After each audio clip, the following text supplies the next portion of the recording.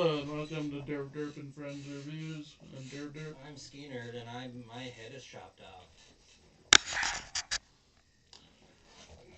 There I am. Oh, I need to comb my hair, don't Today we reviewed The Spaceman. I? Way better.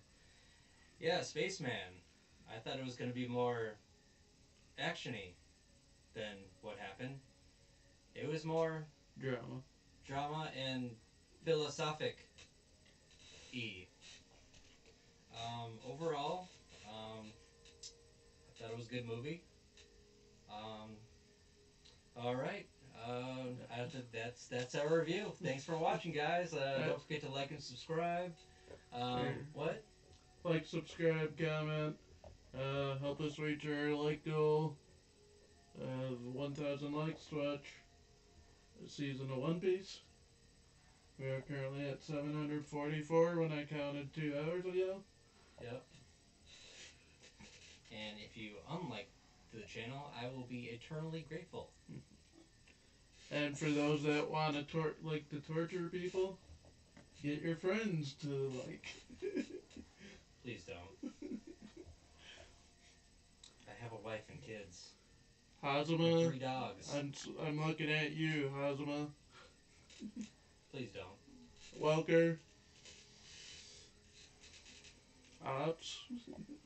And if I know any of you from D&D, I'm gonna kill your characters somehow. I don't know how. But if I play with you, do what I do. You know who you are. I'll be out for blood. Okay, let's get to the review. Oh yeah, right, the review. Wait, I thought we just finished the review. I thought we were done. No, I said it was an okay movie. We need to actually go into the movie now. Oh, right. Shit. All right. Well, the movie starts off with Adam Sandler. We find out he is a commander in this spaceship, and he's all alone. It's a one-man mission, and we learn about this cloud that appeared. I think they said 4 years ago. Yep. This mysterious purple cloud. Purple cloud that's from space, and it turned the sky all purple. And people were confused, and I guess every country wanted to send up their own crew, and Adam Sandler, crew of one, was able to get there first. This isn't really a spoiler, but later we learn the Koreans also launched a ship into space, and about submarines just kind of invading. It's not exactly submarines. Yeah. What do you mean? They said submarines because when they asked, "Is it the Koreans?" they said submarines, not spaceships. Oh, they called the spaceship submarines. Yeah. Oh, okay, got it. Or I think they're just talking about that it was that the Koreans were acting weird looking on the Earth, like they were trying to do something. Oh, I don't know. Well, that doesn't make any sense because Czechoslovakia is a landlocked country, but we all knew that, right? Anyways, so Adam Sandler is, Jakob is his character name. Yakov? Yeah, Jakob. Jakob. Oh, Jakob, like Jacob, Yep. but it's Jakob because he's from Czechoslovakia. So, basically, at the beginning, we learned he's in the ship and he's broadcasting to the world. He's talking to different students and he keeps getting questions and stuff like that. Why is that guy on your thing? Was he in the movie? Yeah, he was Hannes. Oh. See? Wait, who's that guy again? Okay, I just learned something. Great, awesome, wonderful. Anyways, he's broadcasting to these people, and all the school kids are asking. One of the school kids asks, "Oh, are you you must be the loneliest human?" And he's like, "No, I'm not. I'm not lonely. I speak to my wife. I speak to you. I speak to Mission Control. I'm not lonely at all," which is a total BS lie. Um, and we find out that he is very lonely, and he's trying to contact his wife. However, his wife doesn't want to speak to him, and we learn that Mission Control is withholding one of the messages that she sent to him, and the message was, "I want to divorce you." And immediately off the top of my head, I'm like, "Oh, this fucking bitch! You're gonna divorce this man who's in space, who's on a life or death mission in space." That's a bitch move right there. You don't do that. Come on, you knew he was going into space. What are you, crazy? That's just like the worst thing you can do to someone. Anyways, um, Adam Sandler or Yakov or Yeah, good. whatever, he's there to collect samples of this cloud and see what it's all about, because nobody knows what it is except that it's purple. That's it. Um, we also learned that he has sponsors. There's a lot of corporate sponsors that sponsored his flight. Um, he we see that he's in an anti-Queeze commercial, um, and we learn later that he's had, in order to use like a pesticide, he has to say the corporate line before it can be used, which is the dumbest thing ever. Because if it's an actual emergency, you have to say the corporate line, which was like 3 lines, at least. Yeah, three lines of dialogue. Like, When, holy crap. when you should just have to say Bamba, which is the Yeah, name of yeah, it. that's the brand of the pesticide. Um, anyways, yeah, I wrote down loneliest man. Uh, Bitch wife divorces him, because at the time I was pissed off, right? Um, Adam Sandler, Jakob, he misses his wife, and he's trying to message her, and this is where we find out that they have the technology to instantly transmit messages. He's all the way. He's near Jupiter, which is, as they said, 500,000 kilometers away. Yep. And this is And like into day 199 of his yeah, trip. he's like over 6 months into his journey. They said he was halfway at the beginning. Yeah, because it's halfway there and then halfway back. So um, he was at that point. He was about a couple days before he was at the cloud, racing the other countries to get there first. Let's see. This is his wife. And then yeah, this is where we learn that the mission control is hiding the divorce, or hiding the divorce message, I should say, because they want to keep his morale up. Otherwise, he's gonna go. They know, like, if you're lonely and all of a sudden you have a loved one being like, "Oh, I don't want to be with you anymore." That's can be devastating and devastating to the mission. So it makes sense. Um, then that's when we get his first glimpse of a giant spider. Also, he has trouble sleeping because the bathroom keeps turning on and making a noise.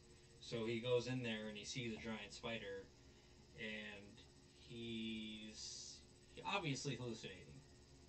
Um, he's hallucinating. He sees this giant spider, opens the door, closes it, and it's like, "All right, I don't think I saw that." And he opens it again, and the spider thing is still there. And he's freaked out by this. He's like, "Oh, hi, Mission Control. Hey, there's some contamination on board. We need to get the anti-contamination spray, which is 99.99999% effective in killing things." And so they decontaminate the ship. Um, yeah, corporation slogan. And then he reopens the door. He was because he had to go to the airlock for the decontamination thing. So he comes back in, and the spider's still there, and he's like, "Oh, fuck me, what the fuck." Um, So it's alive. We don't know at this point if it's a hallucination or reality. Um, but soon we find that it is very real. Um, the However, one of the things that confuses you is the spider's like, I cannot be touched. I want My tribe does not like to be touched. Its body must not be violated, so he can't touch the spider. So how does he know if the spider is real or not if he can't touch it, right? Um, the spider mentioned it's also an explorer, and it discovered humans, and it's been studying humans.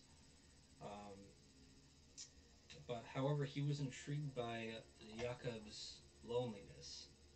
It was a different sensation that he's never felt, and he wanted to continue studying Jakob. Um, and then there's like a flashback of his wife talking about amputation for whatever reason. Um, I don't know. I don't remember if she's a doctor or not. So it's kind of weird. Um, but we soon learned that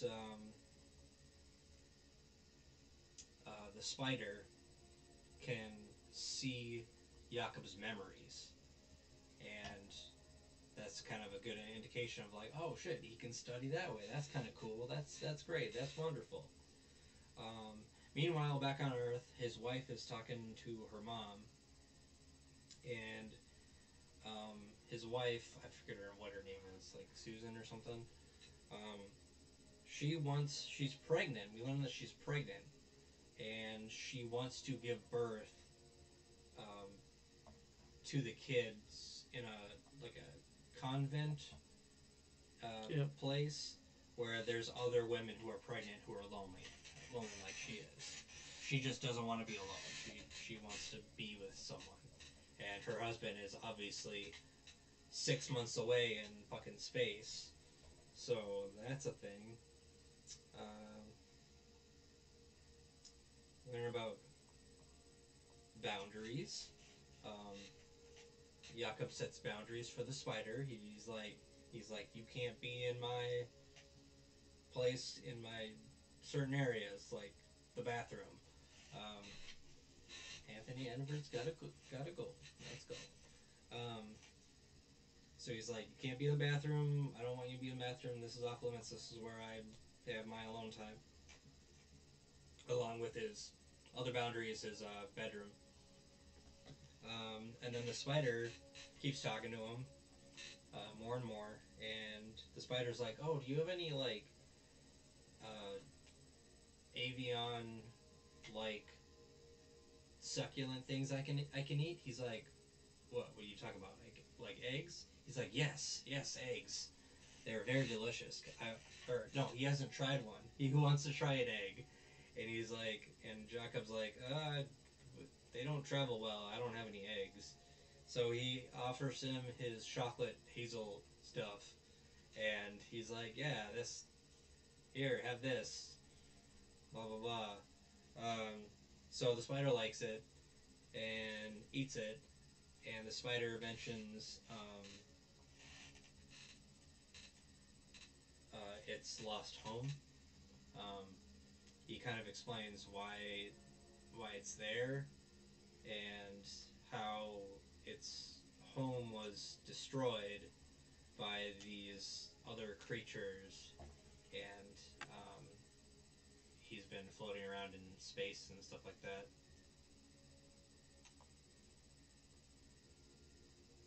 Was that what's that guy? The dick No, guy? No. Okay. those are boobs. Oh, okay. Okay. Love sausage. That's the boys. Love sausage does not have that powers in the comics. Okay. Anyways,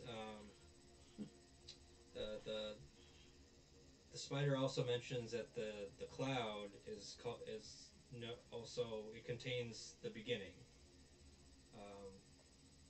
and it's the beginning is inside the cloud, and you can't explain it. You have to experience it. That's the only way to get any knowledge out of it, or any meaning out of it. And then this is where we find the spider can see the commander's thoughts, the Jakob's thoughts, and Jakob kind of gets freaked out by this, and he's like, "No, I don't want you reading my thoughts. This is stupid." He's like, "Oh, I'm only doing it for like educational purposes." Blah blah blah. Um, and then he goes into it's basically a psychological link with with Jakob, and let's see, so sorry, a psychological link with Jakob, and he finds and he goes deep down. He This is where he learns that humans lie, and he can't understand people lying and stuff like that. Um, and he says like, Jakob, you long for a mate only when your mate is gone, and it kind of gets in this whole thing of how Jakob was kind of brushing his wife off when he started to get the chance of going into space, and his wife was like, "No, I want you to stay here on Earth," and Jakob would always be dismissing of it and only thinking of himself. Um, and that's at this point, he gives the spider the name Hanush to communicate better. Um, let's see. Oh, and then it goes into Jakob's childhood.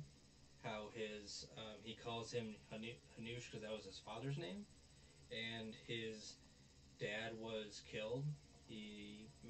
Jakob mentions that his eyes were plucked out, and somebody bigger than him stole an invention of his, something about a time something machine.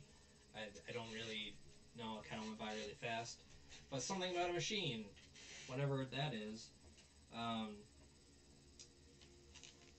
and then they start listening to an opera, and Hanush has never heard of an opera before, and he's telling the story about it was like a gnome or something like that that wanted to be with a human woman but couldn't because it lived in a different world. Um, and that's what the opera was about. It was really weird. And Hanush was like, "Oh yeah, that sounds like. Is this supposed to be a thing of what I am to you?" And I suppose it kind of is, because Hanush is from a different world than us. We don't know anything about Hanush's world or anything. And then we find Hanush in the quarantine zone of the bathroom.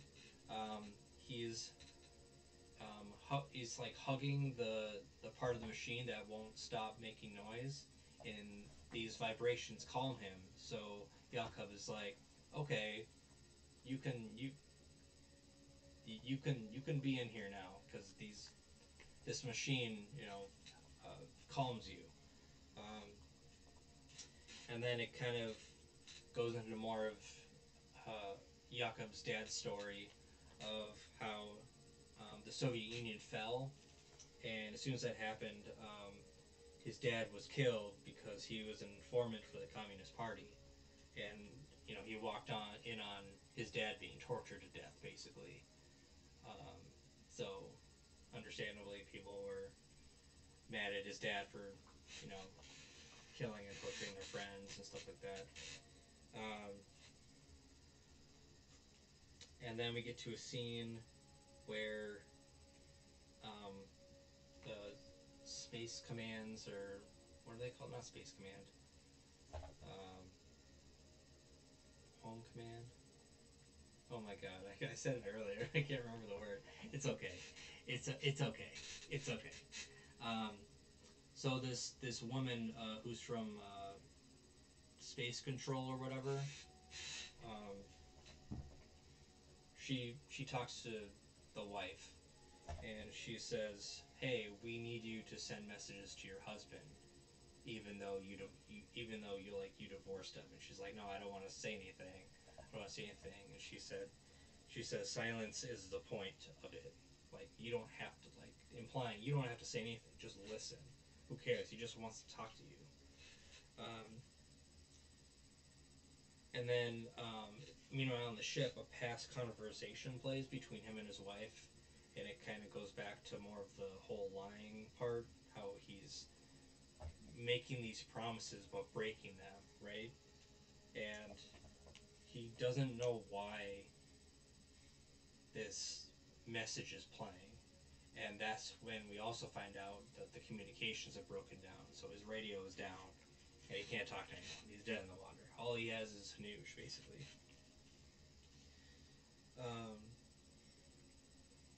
and then one of the purple grains from the cloud gets into the ship somehow, and after he's able to shut off the message or whatever, this grain is floating around. He's like, "Ooh, I'm gonna capture it. This is gonna be cool." So he puts it in a jar, and he's looking at it, and then the grain floats right through the glass, and Hanush is like, "What does he say?" I don't remember. You can't contain the grain. You can't contain the grain of clouds or whatever. Um, let's see. Communications down. Um, and then we learned that his wife had a miscarriage earlier um, for their first child, and she was like running on the treadmill, and her she started bleeding, and she wanted while Jakob was training, she wanted him to like come home and take care of the child. He's like, "No, I can't. This mission is too important." Like he was implying like, "Oh, now we know what really happened. Why she wants to divorce him."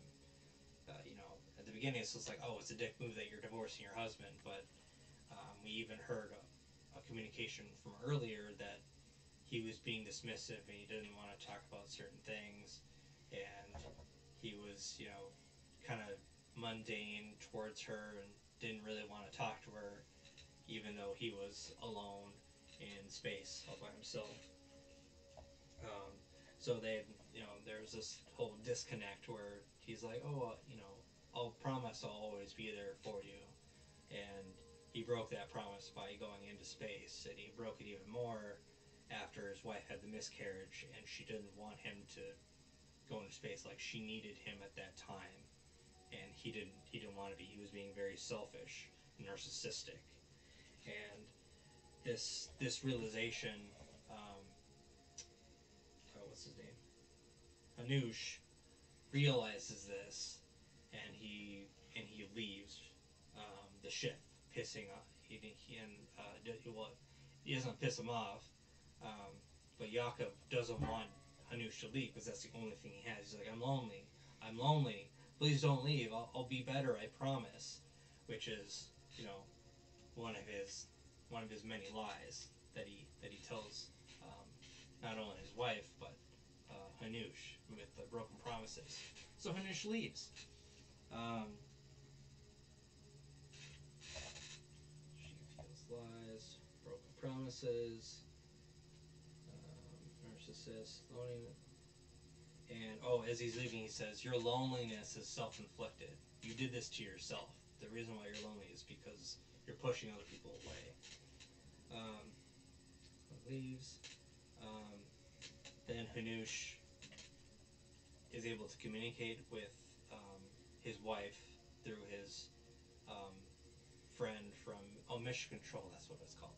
Through Mission Control, and he goes, and this wife who's taking classes at the coven for the pregnant ladies, and he's like, "Hey, he's not dead, but I need you to listen to him. He wants to talk to you. You don't have to say anything, but just listen." So she reluctantly agrees to this, and he says, "I know I've made mistakes in the past, and it took me forever to realize this. The biggest mistake was leaving you and coming into space. And she, the whole time, she doesn't say a word. She's still, obviously mad. Hmm. And so he has this whole realization of like, hey, I've I've been an asshole. That's essentially what he's saying. I've been an asshole, and I don't want to be without you. Blah blah blah. And then during the night, Hanush returns in a dream. Oh ho! He returns in a dream, and I think it's when Jakob is a kid and he's talking to his dad, and Hanush is just like there in the room and stuff like that. And so he wakes up. He's like, "Oh, hey, Hanush, you're back. Welcome back." And Hanush realizes like he's like, "Yeah, if we're going into the cloud, I can't do it alone.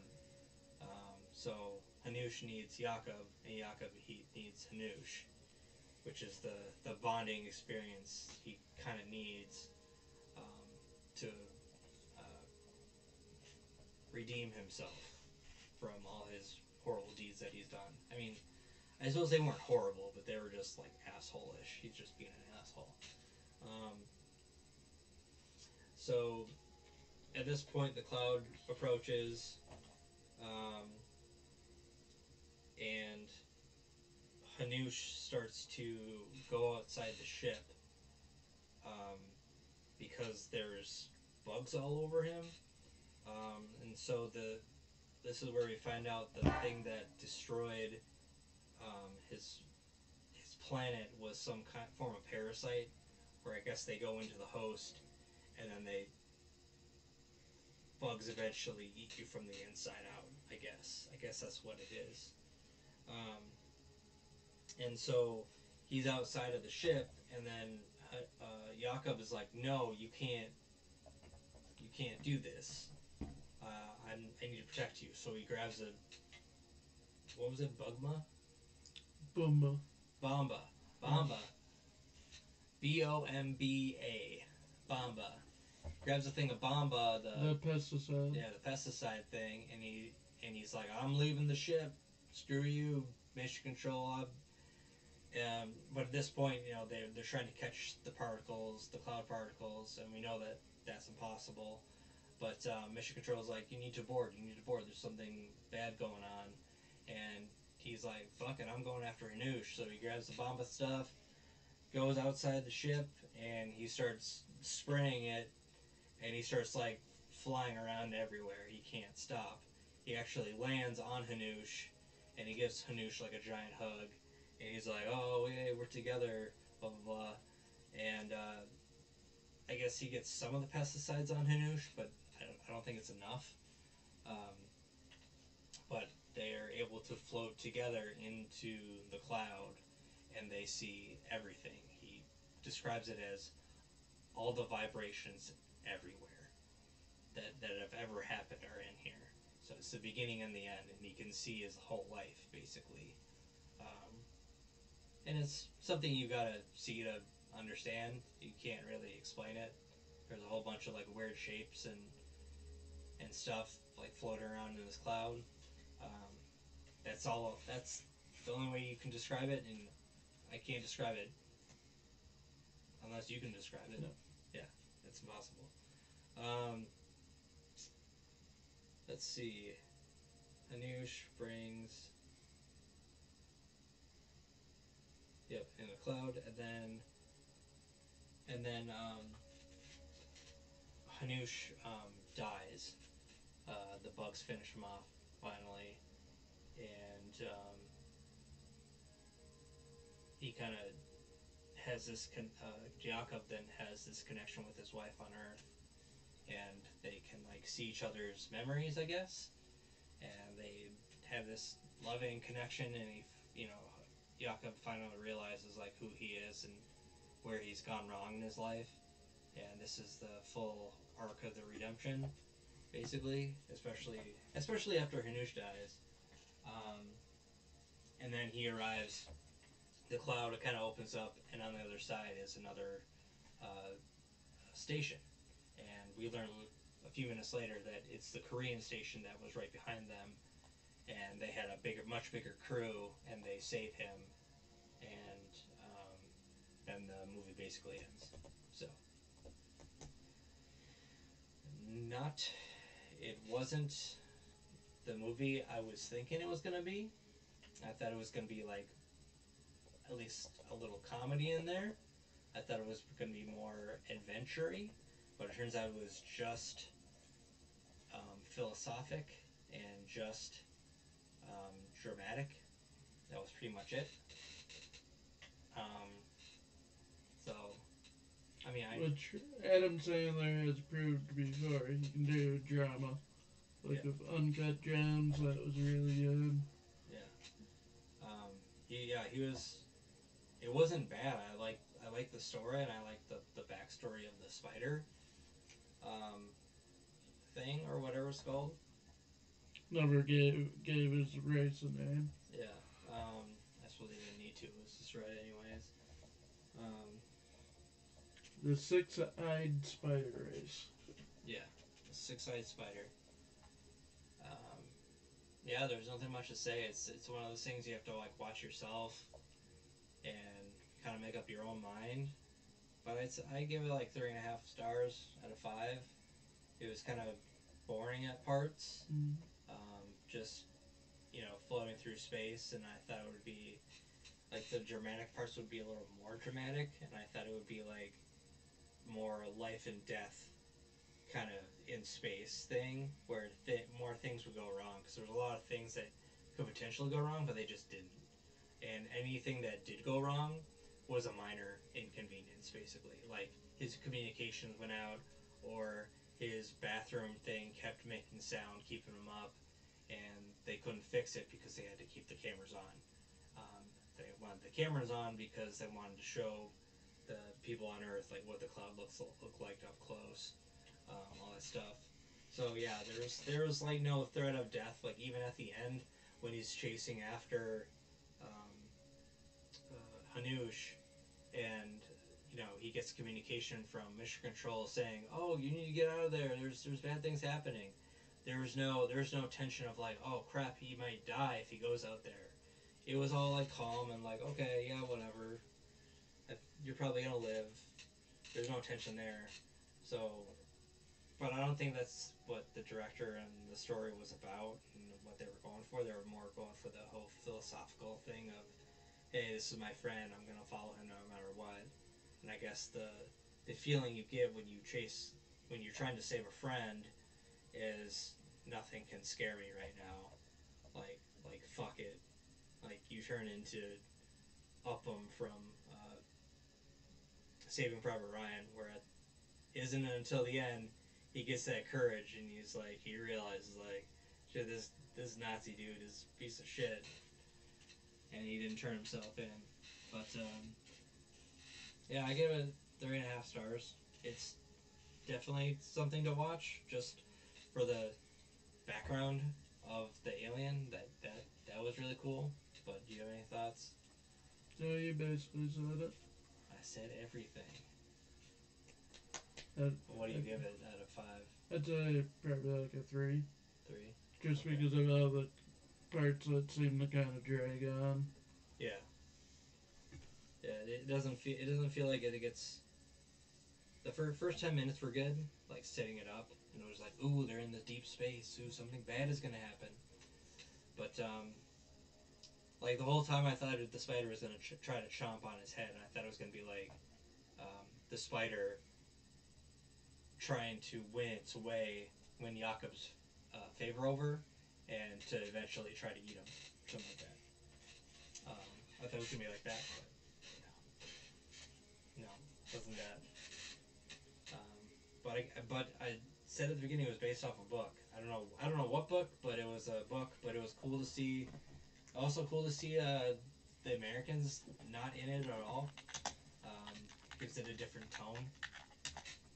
Usually when space is involved, there's always a United States flag, but it was Czechoslovakia and Korea. So that was just different and new to see. It was nice to see. But yeah, 3.5 stars, and he's got 3. So what? Would I watch it again? Hell no. Not unless you paid me. But I didn't feel like it was a waste of time either. Like it was something like, okay, this is something that. It's based on Spaceman of Bohemia. Bohemia. All right. Well, don't forget to like and subscribe, please. Um, But in the and book, it's comment. near Venus, not Jupiter. Oh,